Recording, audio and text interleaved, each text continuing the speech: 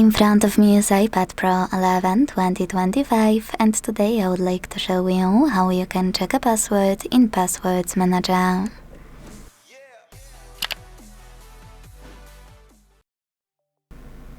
First of all, you need to locate Passwords app, click on it and enter your screen lock to continue.